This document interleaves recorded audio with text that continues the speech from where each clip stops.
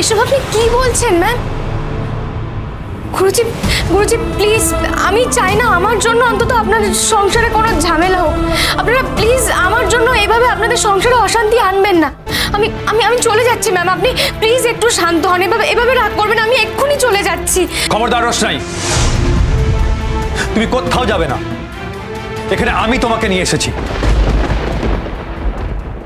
তোমরা বোকামো করছো, ভুলে যাচ্ছ এই নিয়ে বাদশার সাথে আমার আগেও কথা হয়েছিল।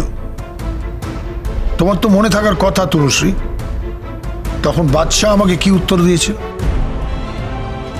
দেখো, তখনকার পরিস্থিতি আর এখনকার পরিস্থিতি তো এক নয় না, সম্পূর্ণ আলাদা হয়ে গেছে। আমি ওকে আমার যতটা সম্ভব বোঝাবো, আর তাতেও যদি না বোঝে তখন ও ঠাম্মিকে বলবো বাচ্চাকে যাতে ভালো করে বোঝায়। মেজ কাকিমণি, আমার মনে হয় যে তোমারই বাদশার সাথে কথা বলা উচিত। মানে বাদশা তোমার কথা শুনবে, মানে তুমি যদি ওকে একবার বুঝিয়ে বলো, আই এম শিওর ও শুনবে। তুমি তো জানো জাহ্নবী, বাদশা আজকাল আমার কোনো কথাই শোনে না, একটা কথাও শোনে না, সেটা তো জানো।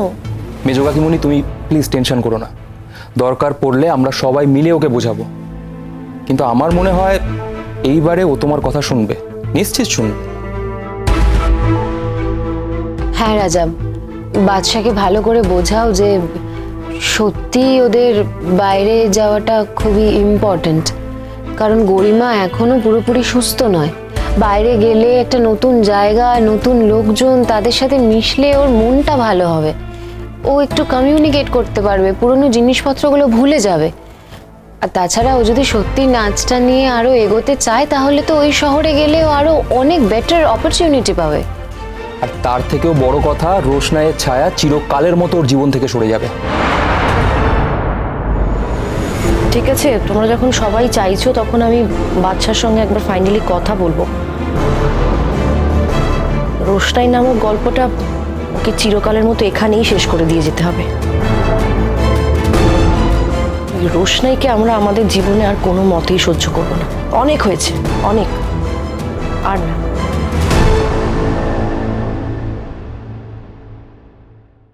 গুরুজি, গুরুজি দয়া করে আমাকে যেতে দিন। আমি আমি সত্যিই চাই না যে আমার জন্য আপনাদের মধ্যে কোনো ভুল বোঝাবুঝি হোক, ঝগড়া হোক। যদি দরকার পড়ে আমি না হয় এই কয়েকটা দিন হোটেলে থেকে যাব, সেটুকু টাকা আমার কাছে আছে গুরুজি।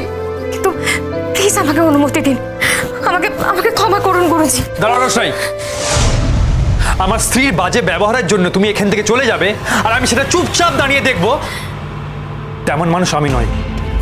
পল্লবী, আমি তোমাকে লাস্ট ওয়ার্নিং দিচ্ছি, না হলে কি? হ্যাঁ, না হলে কি করবে তুমি? আমার একটা বাইরের মেয়েকে বাড়িতে নিয়ে এসে তুলেছো, আর আমি নাকি তাকে কিছু বলতে পারবো না? তাকে কিছু বললেই নাকি তুমি আমাকে হুমকি দিচ্ছ যে তুমি বাড়ি ছেড়ে চলে যাবে? রোশনাই সোম থেকে রবি প্রতিদিন রাত 10টায় স্টার জলসায় ও ডিজনি প্লাস হটস্টারে।